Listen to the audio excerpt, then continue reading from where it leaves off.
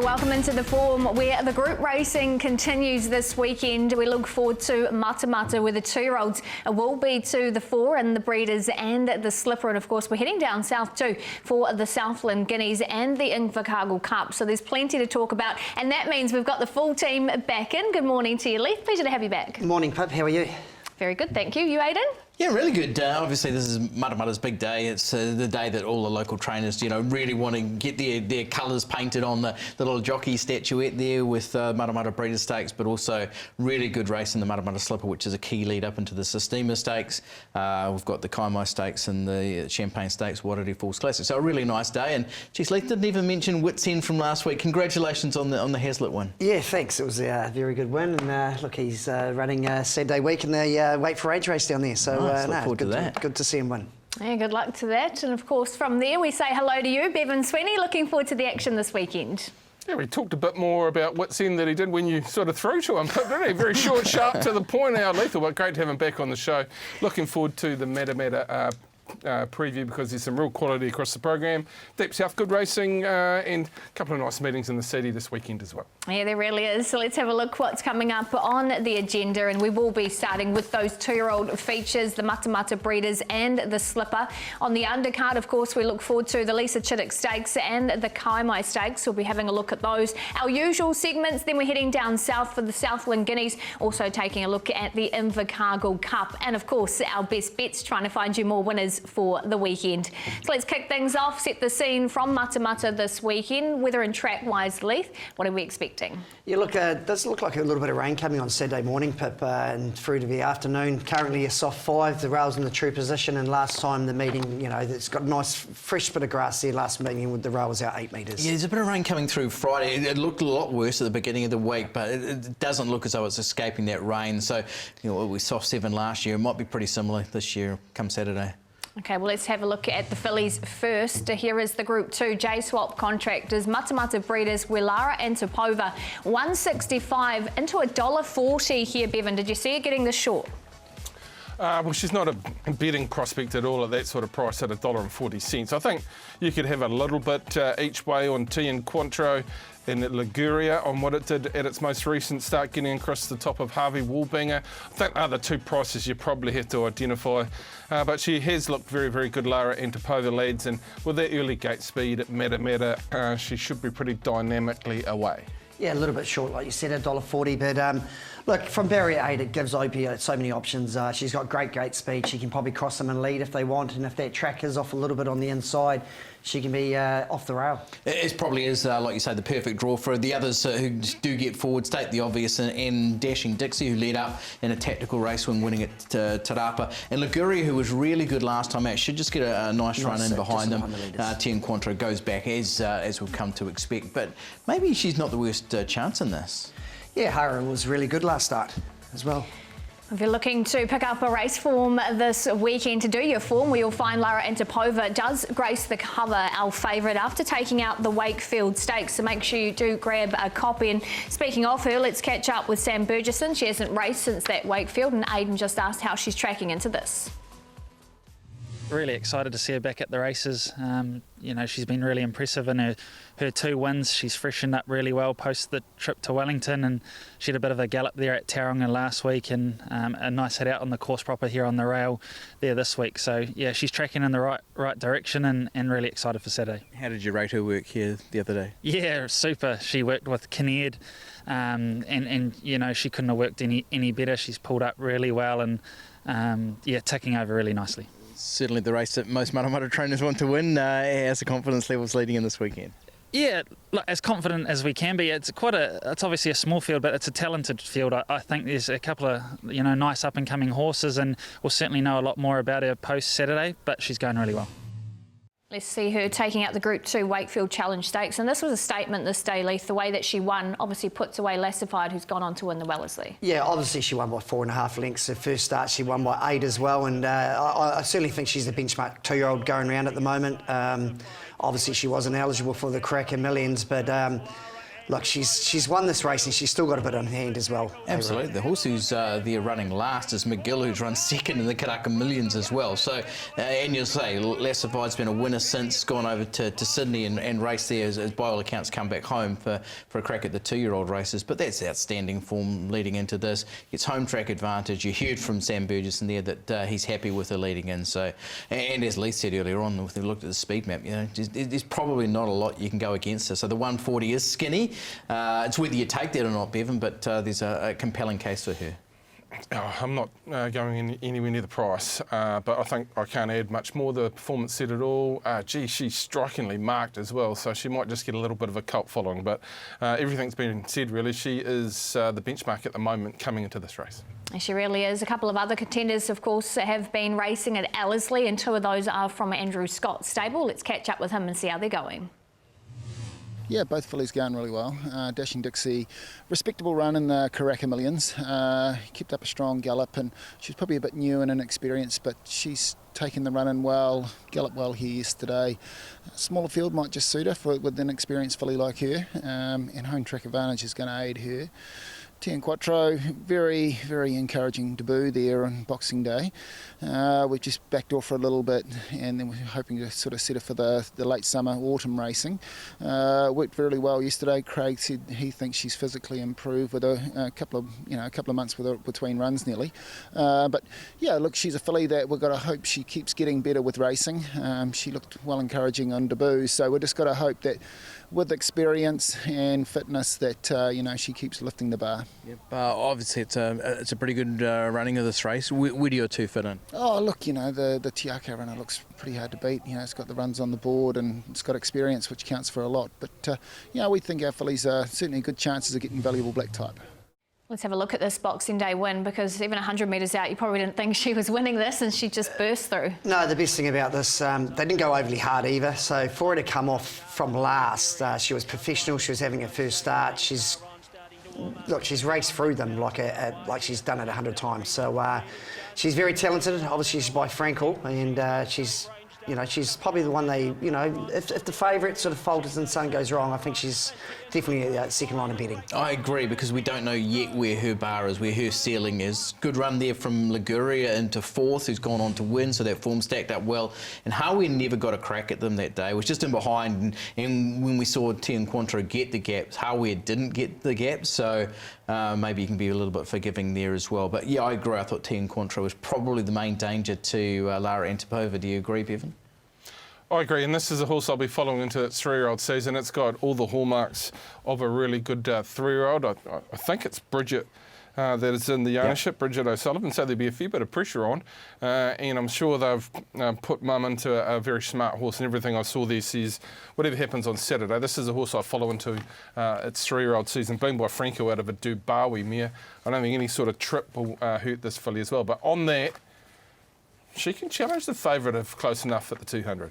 Especially if she's taken benefit since the break. From there, of course, Liguria came out of that race to take out the Colin Gillings Classic, beats home Hawe here, and look, this was another really good run. Yeah, really nice ride by Warren too. Had the drop on Harvey Wallbanger.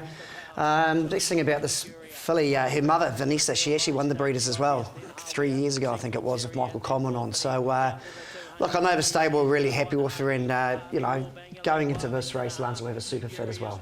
Yeah, really nice performance this day as well, and does run the quickest last 8.6 and 400, second quickest last 200.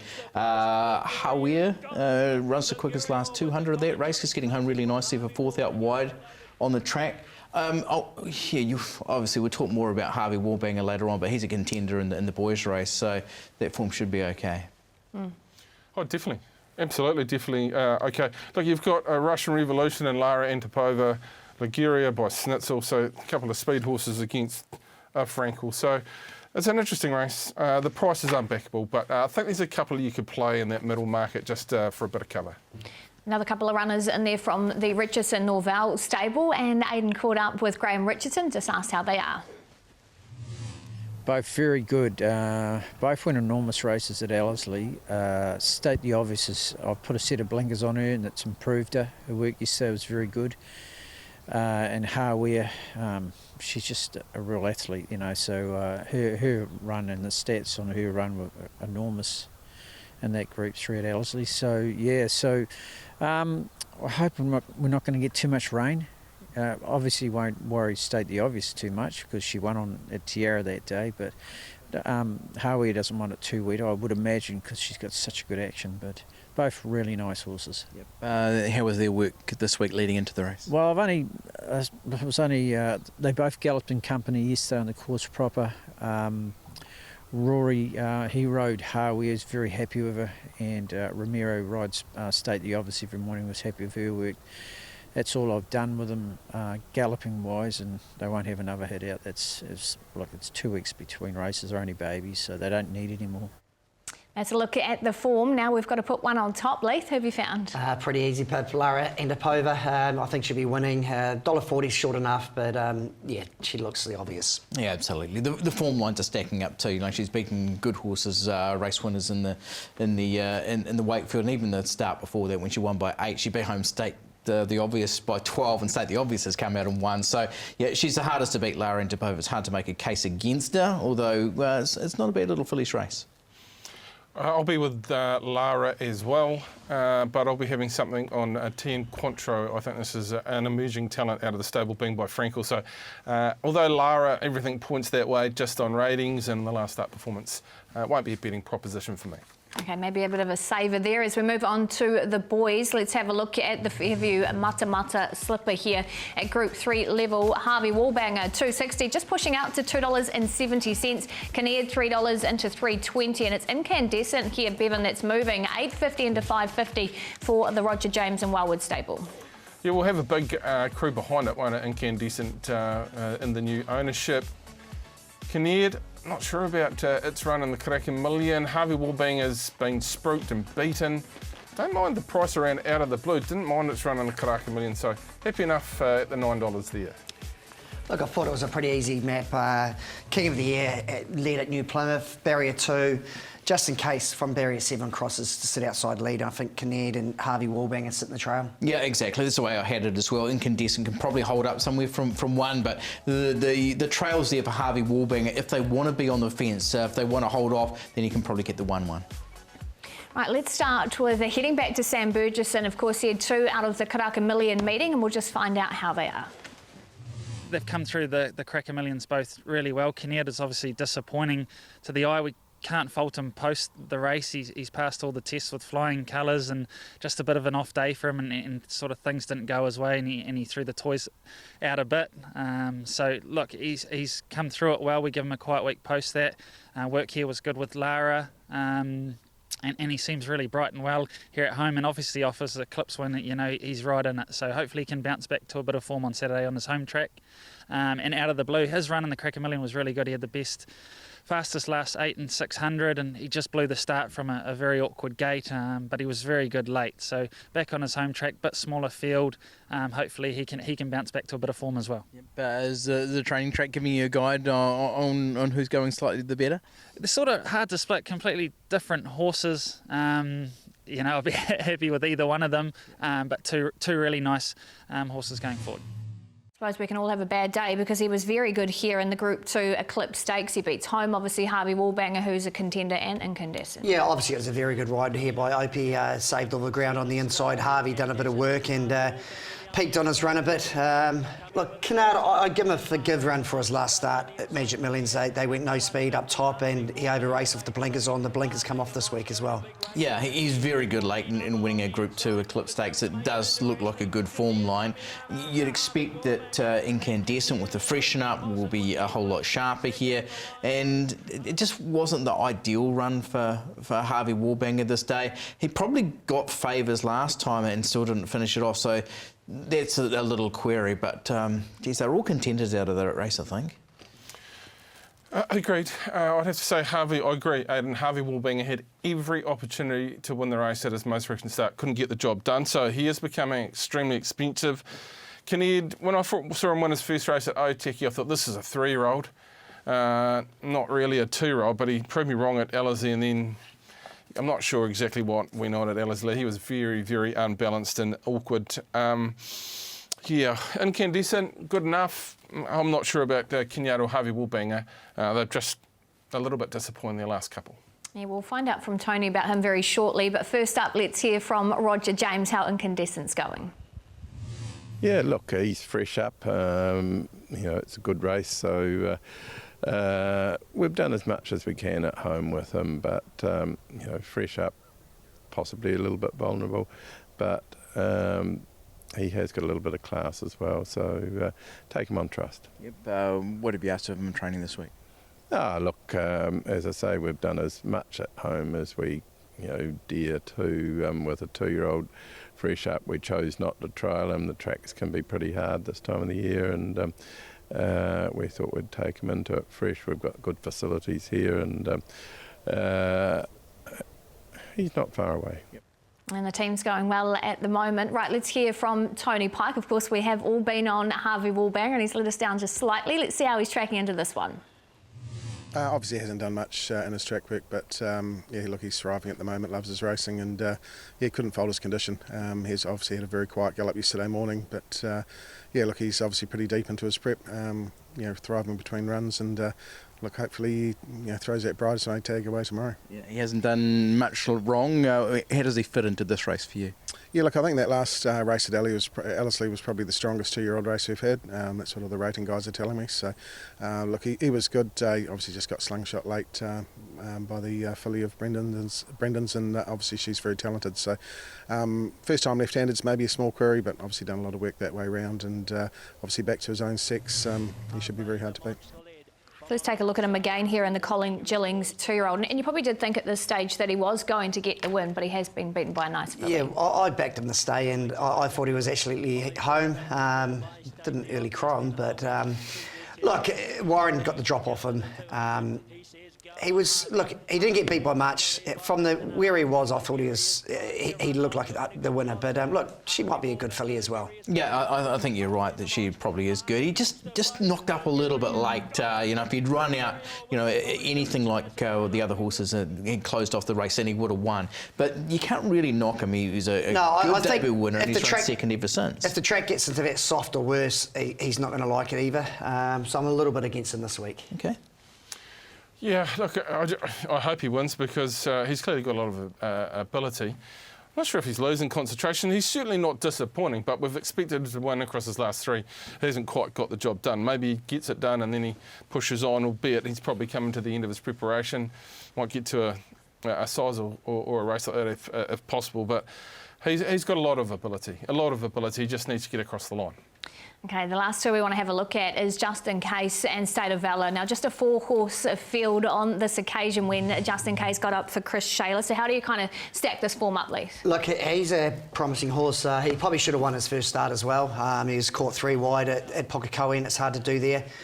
He was strong through the line here, and by all accounts, he's trained on well as well. Yeah, it's Matamata form too, so you've got the form on the track. Doesn't have to go far from Chris's base out there at Waikato Stud, and it was a good win. Just how this form stacks up against some of those horses coming out of the group races, Bevan. Yeah, not sure. First one for Banquo, I think, and I'm right in saying that, for Chris Shayler. It was a good performance that day. I think there's a couple in here with sort of higher ceilings at the moment, and it's very much unknown, so I couldn't go with it. Okay, so now we need to get one on top then. If you're not with that one, who are you going to go with? Firstly, I'm going to go with the top weight, Canard. The home affairs, Colt.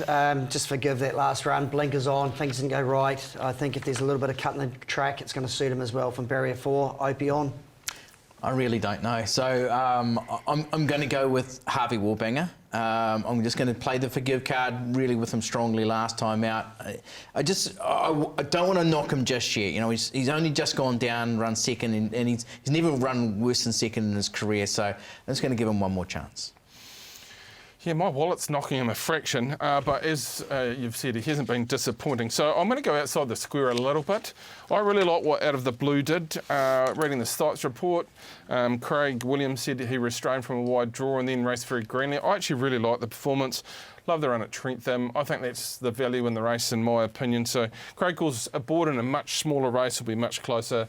I think you can get a little bit of it Out of the Blue at a price. Okay, so I think that goes to show how open it is with everybody different in the Matamata slipper, and that means it takes us to a break here on the form. Don't go far off the other side. We'll be having a look at the good undercard.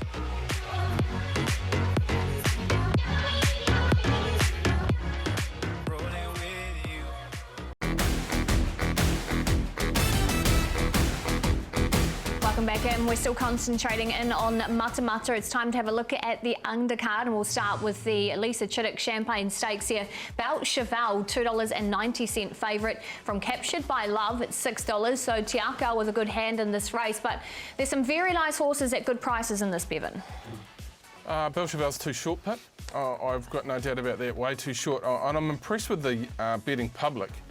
Who have identified the two at great value here in Mary Shan and Lux Liberté. It's crazy money again, 14 and 12 about those two.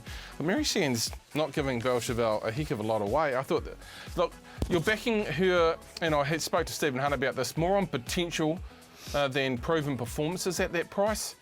And you've got proven performances around Lux and Mary Shan, Captured by Love. So too short in the market, but Belle Cheval is very talented. Look, I thought it was a little bit of a hard map. Captured by Love from barrier 2. Probably can lead if they wanted to. She won't want that rain to turn up though. Look, this is race 6, so Mary Shan gets the blinkers back on this week. They'll be positive from the draw. There's a few go-forward horses, but there's not a clear leader. Yeah. And I wondered whether it might even be our Jamala, but I see they haven't declared a jockey there. No jockey declared on Ploy as we record this on a Thursday morning. I think Adalio and Belle Cheval's probably going to go back. Yeah, well. Exactly. Okay, so that's how we think they'll be setting up in the race. Of course, Te Akau do have that good hand in it with 3. Let's hear how they're all going from Sam Burgesson.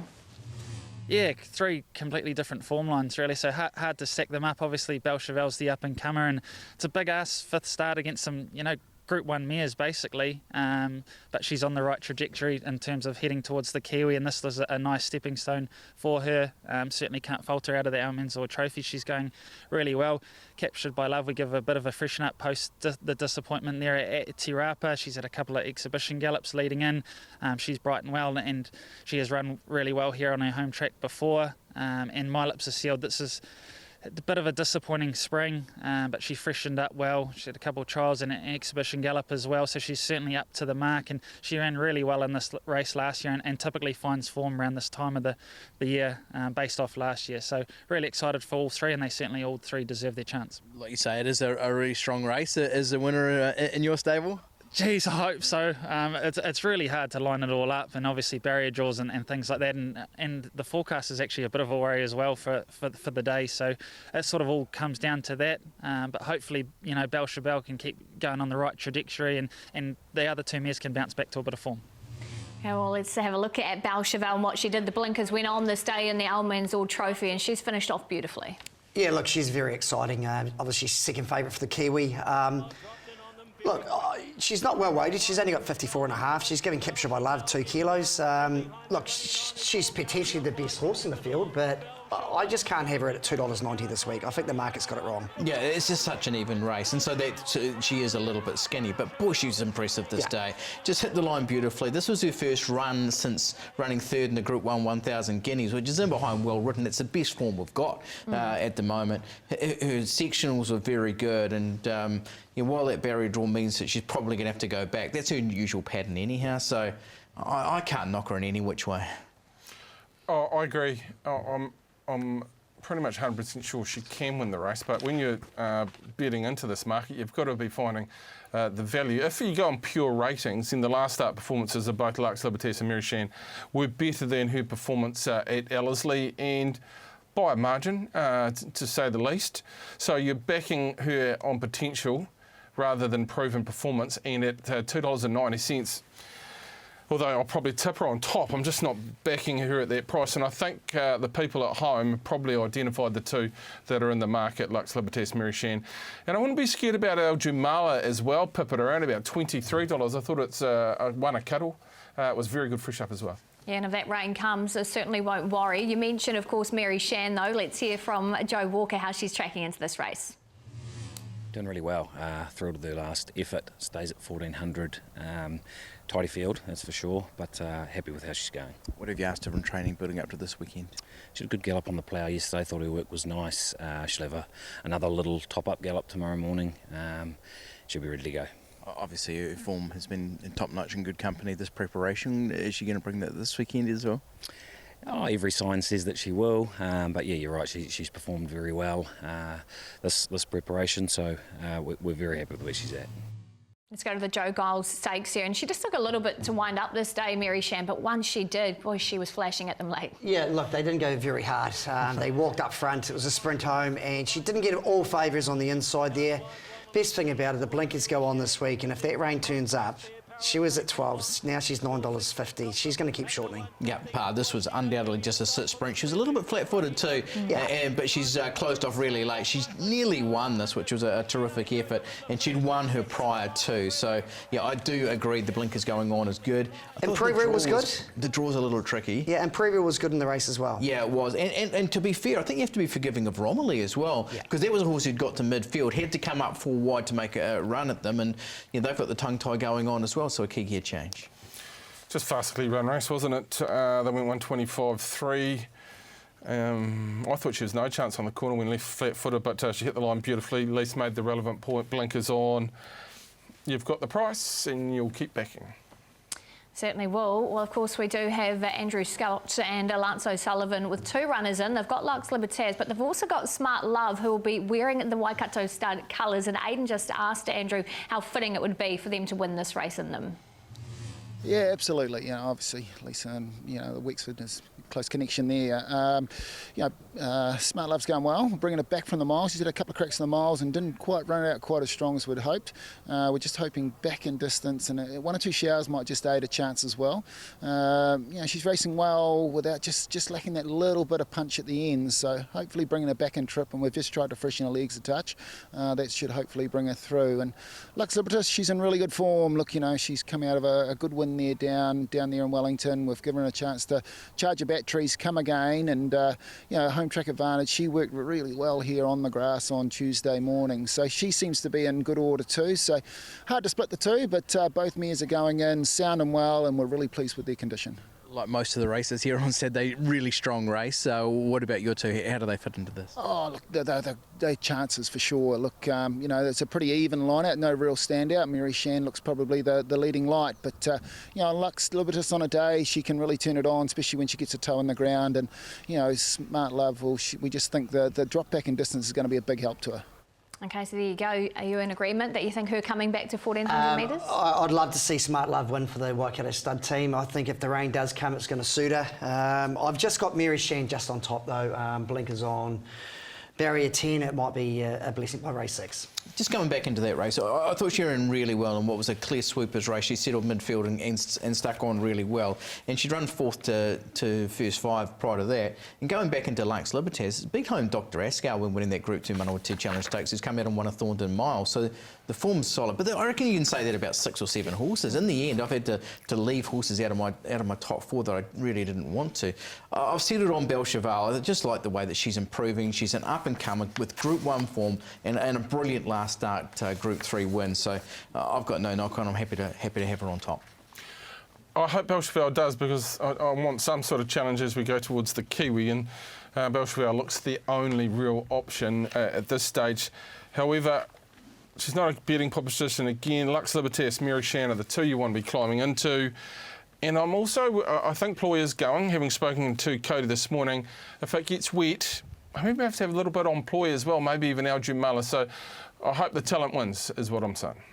Okay, well, from there, we're now moving on to the Kaimai Stakes. Let's take a look here at the market and see just who's taken. Of course, we've got last year's winner back in here as well with What You Wish For, $7 pushing to $7.50. She's a dealer, though, your well-backed favourite, $3.40 into $2.60. And that means we're seeing Checkmate and GG just slightly drift out. The horse we want to take a look at first before we actually take a look at it, let's hear from one of her trainers, and she's a dealer, and see how she's done since her last start at Ellerslie. Yeah, to be fair, she hasn't had a lot of luck a couple of times, and she's a very good mare. Noms have come up a little bit stronger than I thought, but look, she's in great order, and the 2,000 metres will be right up her alley. What have you done with her since Karaka Millions night?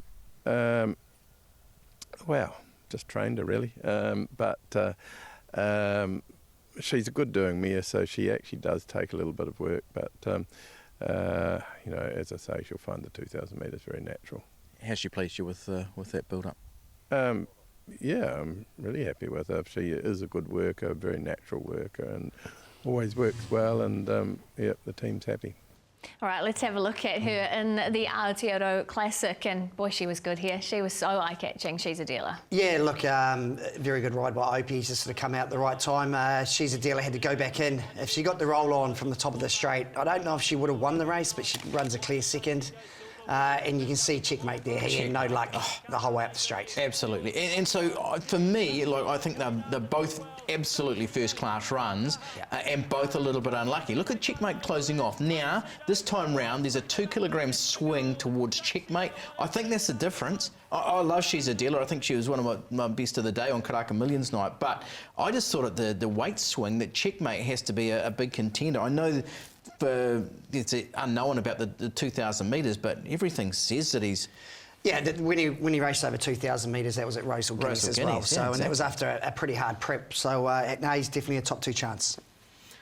I'm a big fan of George Rook, but the first half of that race didn't really suit my eye, and he got himself into a really tough position with She's a Dealer. I thought they're both great. I find it very difficult to split them. She's a Dealer's, for me, going to get the softer run, so that's probably the way I'll lead, but I think they're both very talented going forward. Okay, well, let's hear from Andrew Scott Bevan and just see what he makes of course, Checkmate sticking him up in extra distance.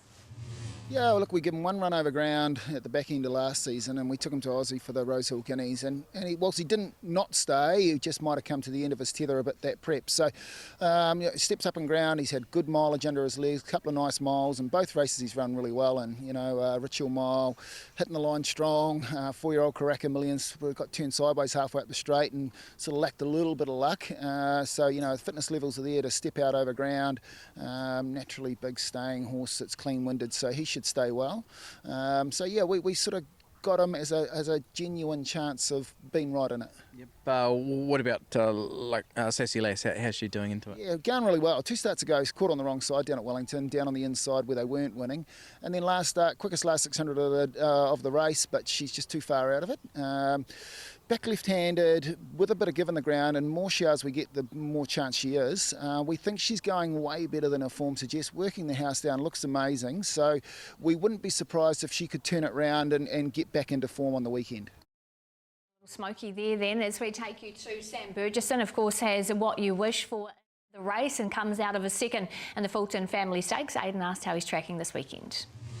Yeah, he's really well. His last 2 performances have been very good. See, the Taupo Cup one was super, and missed the Taranaki Cup due to the weather. And in that open 15 there at Ellerslie, he was super to the line over a distance probably short of his best. So obviously, looking to defend his title and finds a nice race again. The rain's a bit of a worry for him, and but he sneaks in really nicely at the weights with Wolfgang up the top there, so looks a really nice chance. Yep. How's his build-up been on the training track? Yeah, really good. He's absolutely bouncing around the pace. He's really found some form. Like I say, his last 2 starts have been really good, and he's taking good confidence from them, and he seems very bright and well here at home. Let's have a look at him running second here in the Fulton Family Stakes. Of course, he won this race last year too and just carries a kilo more. Yeah, exactly, Pip. He's probably in better form than he was last year maybe as well. Look, he's 5-year-old now. He's happy racing. He loves the home track there, so he's definitely a top 4 chance. And drops down to 54 kilograms. And look who he's beating here. That's Moxie back towards the inside, who runs third. Jaffe, who I know had no luck as a Group 1 performer. And there's El Vencedor, who's come out and run third in the Herbie Dyke last weekend and beats him by 6-7 lengths. So, geez, it's top form for a horse who's defending his title in this race, Bjorn. Another strangely run race for me. I thought the leaders sort of stole that particular race. I don't think El Vencedor was on his game that day. It was a good performance, and the horse clearly is going really, really nice. So I'm definitely not counting it out. Just that race sort of didn't fit my eye, and I sort of screwed it up and threw it in the bin as far as form going forward. Okay, fair enough. Well, we do need to get selections. Leith, who have you got on top? I was tossing out Checkmate, but I'm gone with She's a Dealer. The main thing about this race is going to be good, genuine tempo, so I think if she can just set off just midfield, she should be going close to winning. I was the same as you, Leith. I was tossing up between the pair of them. I do have real respect around What You Wish for, but I'm just going with Checkmate. The 2 kilogram swings really got me, and so unlucky in that Karaka Millions, and did beat home She's a Dealer on level weights 2 starts back in the Ritual Mile as well. I'm pretty much with you two, but I decided to go with She's a Dealer. Checkmate certainly can win. might be talking through my pocket a little bit here post Karaka Million night, where I was on a little bit with She's a Dealer and just thought she had absolutely no luck. If she can find a decent positive from that gate, I'll be with She's a Dealer. Okay, so there you go. That's what everyone's liking. Now we're moving on to race number 7. This one here is the Wairere Falls Classic. We'll be taking a look at the market where the Navigator leads it. $4.20 open though. Basil Warrior at that price as well. Then you've got Anderson Bridge at $5 from Archaic Smile, last start winner, and Romilly at $6. Speaking of Archaic Smile, of course, very good when winning down at Trentham. Aidan caught up with Holly and just asked her how she's been since. Yeah, she's pulled up great. Can't complain. She pulled up really well and eaten up every day since, like she always does. So no, really happy with her. It was a real statement performance from her too, wasn't it? Can it be the performance that leads her into more success this weekend?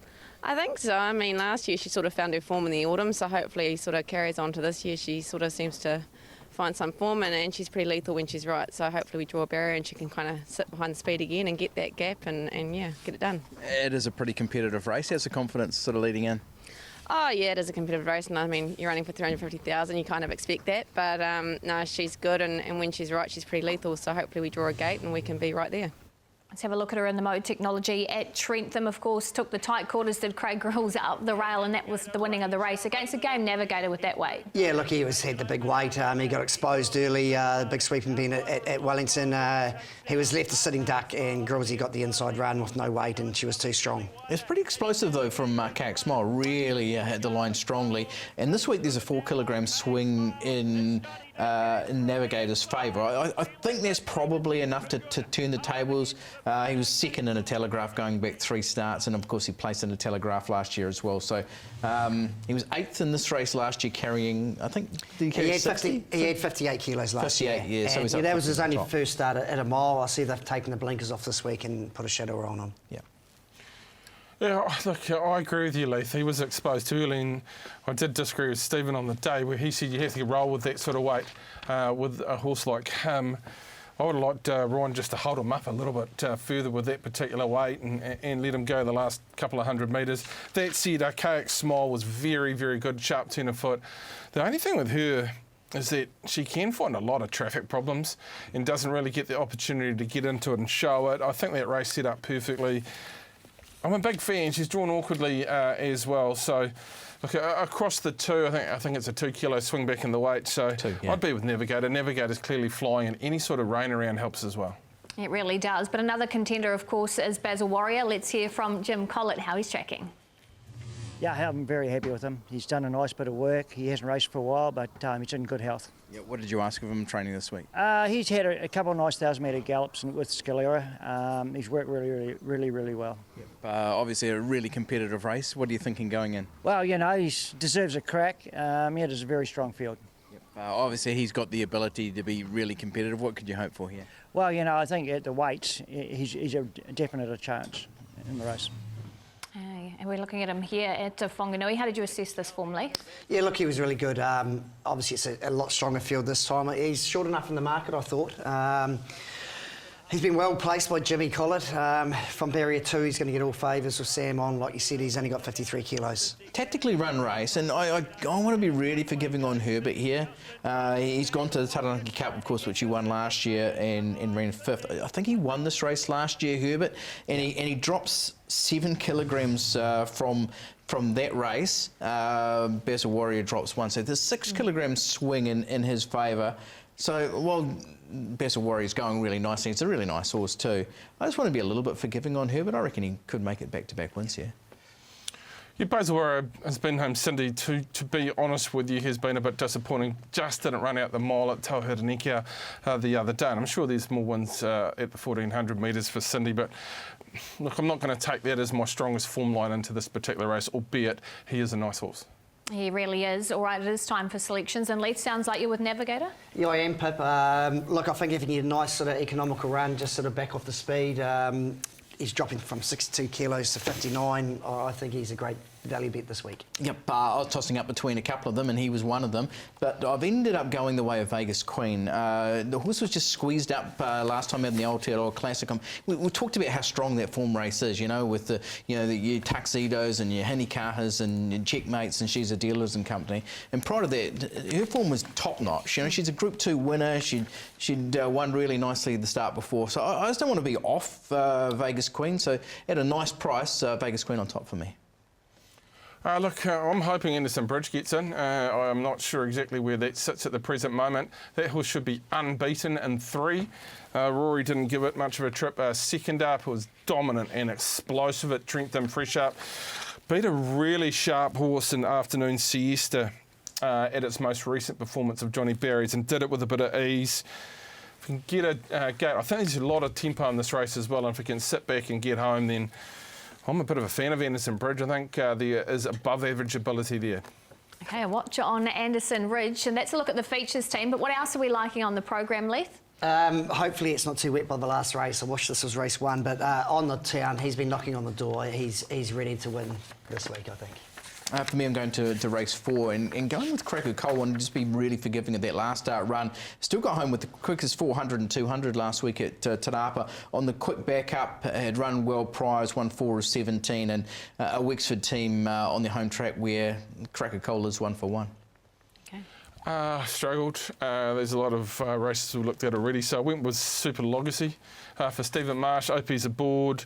I thought the last start win was really good at Te Rapa. I thought the performance at Ellerslie was good in Maiden Company Pride. It has to step into a maiden net, but I don't think it's past the 2 in race 1.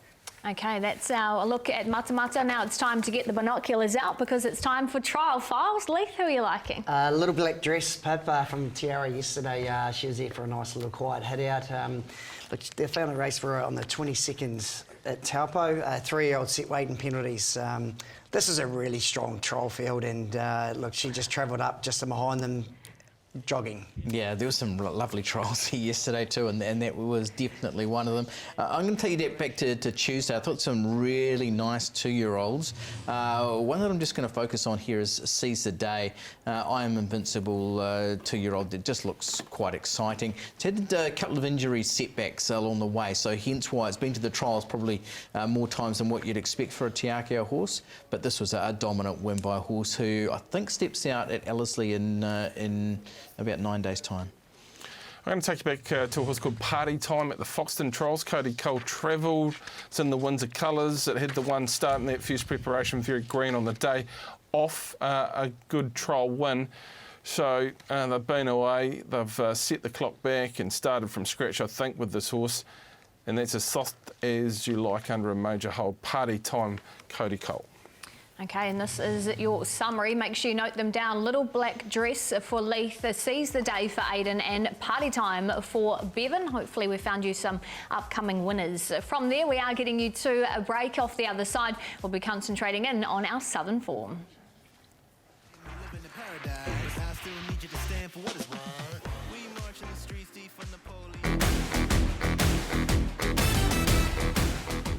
Welcome back in. Before we concentrate on the Southland Guineas, it's time for our black bookers. And Leith, as you're back, you're up first. Who you found? Look, Sadi, if you backed it to win, he's been beaten by a very good horse in Miss Jones, but you can see the tightening that Vinny copped here. He just ended up 2 spots back. He would have been right on Miss Jones's back. And look, the Sir Peter owned runner, trained by Ben and Ken Kelso, will be winning at Matamata on the 22nd at 1400 metres, rating 65, Aidan. Yeah, really nice horse with a lot of upside. I've gone with a bit of an obvious one, but I just wanted to point out a couple of things around the sectionals here of I Hope He Wins. Now, this horse has run more than a second faster than the second horse, Single Red, who's riding them Oaks Market. Now, I've been with Ultimate Habit after seeing the Lowland, but not anymore. This is the Oaks winner for you. I Hope He Wins. It was against the pattern of this race, and the sectionals are off the clock. It's run like 0.8 of a second faster than Single Red for the last 600. It's just they're just times you just don't see. Just a performance of absolute elite quality. What does my old mate T. Lee say about as useful as an ashtray on a motorbike? Well found though, A-Rod. This is Sum It Up. Running fourth, was really unlucky early, got squeezed back. Lee and Elliott trains. As soon as they put the sauce up over a mile, it'll be very hard to beat. Sum It Up out of Otaki.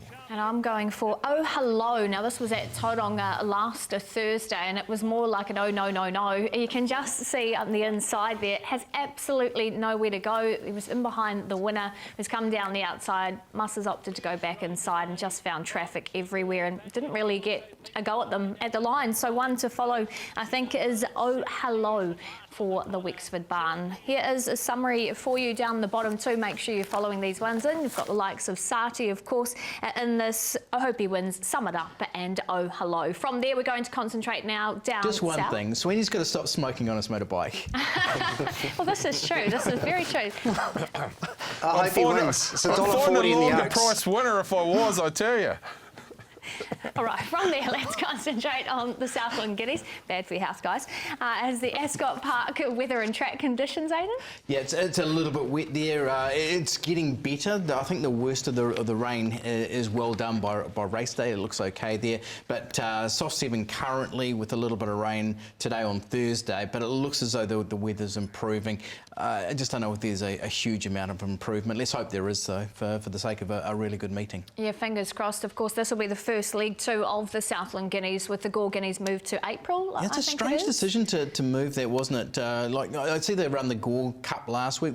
I just don't know why they didn't find a spot for it, because now it rules out those horses who, you know, like Pivotal 10 ran in these races last year and went into an NZB Kiwi.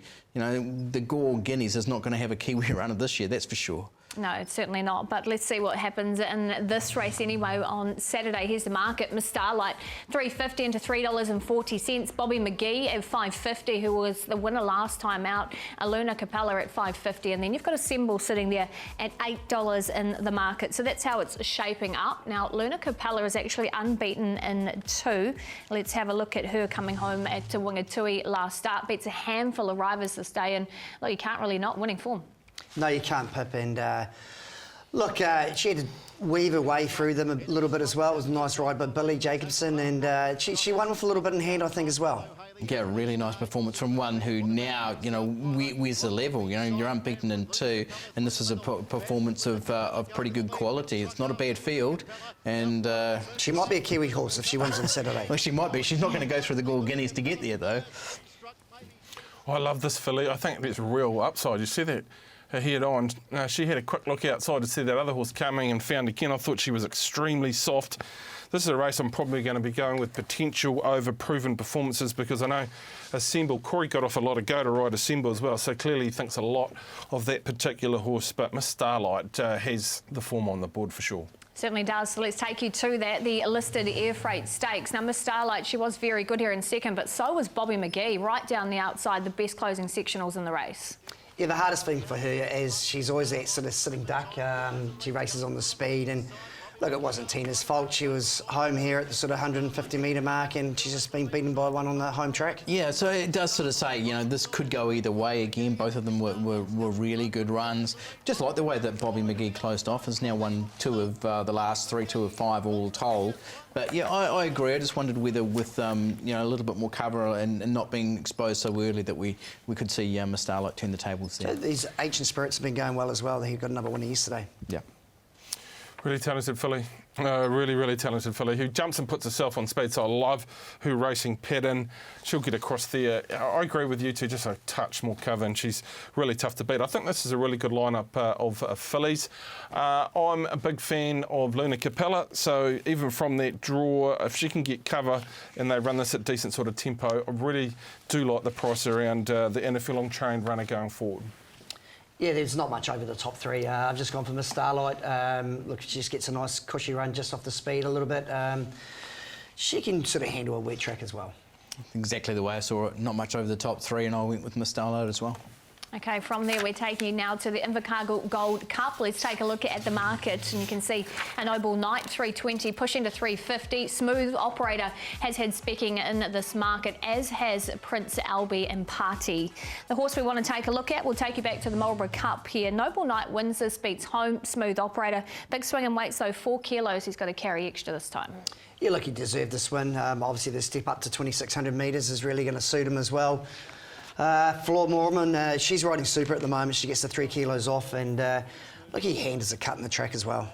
Yeah, there is that weight swing. I think it's 3.5 in the end, but there's a 5.5 length margin between them, and I just think that's maybe not enough for Smooth Operator to change it. Obviously, Smooth Operator needs everything to go right in his races, and he just didn't close that off well enough for mine. Although if they go really hard, then maybe he does. Noble Knight's going really well. He's a good horse. He puts in like that. Geez, he's 8-year-old now, but he just keeps on producing performances like that, and he'll be competitive again. Yeah, I found this a really niggly race, to be honest with you. Noble Knights has gone up a lot of weight. I love him. Geez, tough old boy. Now, 8-year-old Party's been going well. Prince Albie, Smooth Operator. I'm going to the well one more time, lads, on Prince Albie. I actually thought his form line's a little bit deceiving. I thought he was very good in behind Menzel. Blue was only beaten 5 lengths with a 3 kilos off for Jackie Tapman. He gets in at 54 in this particular race. He was 5 off Rosso at Trentham. He'd be fit as a fiddle. I'll give him one more spin, Prince Albie. I'm happy with Noble Knight. He gets down to 57 kilos. He's a big giant of a horse that won't worry him that weight. He loves the distance. Should be winning on Saturday. Yep, no argument for me. I'm same as you, Leith. We're reading off the same songbook here. Okay, so what about something else on the program we can follow? You're staying away from Perfect Tycoon this time? Who are you liking? He's won 2 in a row now, so he's that's going well. good form. But look, I thought Who Rocks the House, the ex-O'Sullivan Scott runner, having its first run down there for Ebony Turner. Barrier 1, Amber Waddell on. Could be good value bet. I'm going to take you to the first race, Turn the Tide. Just been really liking what we've seen, those 4th placings both leading in. 3rd up, Peak Fitness, looks to get a lovely run in the race. So pretty keen about Turn the Tide at a nice price. Yeah, I'd see Perfect Tycoon is in, actually, later on the program, but we're not going to go there. We're not going to do it to ourselves. In fact, that horse has really proven himself to be pretty talented in the last couple. Express Cope, race number 4. Fresh up run, really good. 2nd up, Tristan Moodley gets it down to 53.5. And a decent sort of open handicap, to be fair, but I'll be having a gold coin each way on the 7.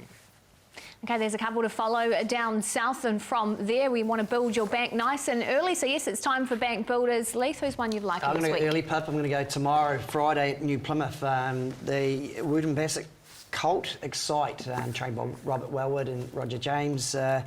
Look, I think he's about $2.70. He's a really nice horse and he's worth following. There was a lovely trial leading him from Excite too, yeah. So I'm just going to go back into my best of the rest from Invercargill. Goes around race 1. So Turn the Tide with those 2 really nice runs. I thought the 4th placing last week at Wingatui was a beauty. So that's where I'm going as my bank builder today. Yeah, I was going to go with Ronaldo against Leith. I think he can win. His 2 trials have been really, really good. That should be an easy same race multi, but I ended up with Satria for Alan Sherrick, Sir Peter Vella. I think it is race number 3 on the program. Blinkers go on there, 2 good runs, and I think it's a decent sort of price above the $3. And there's your bank builders for the week, and from there we're taking you to a break, and then it's time to find you our best bets. Don't go far.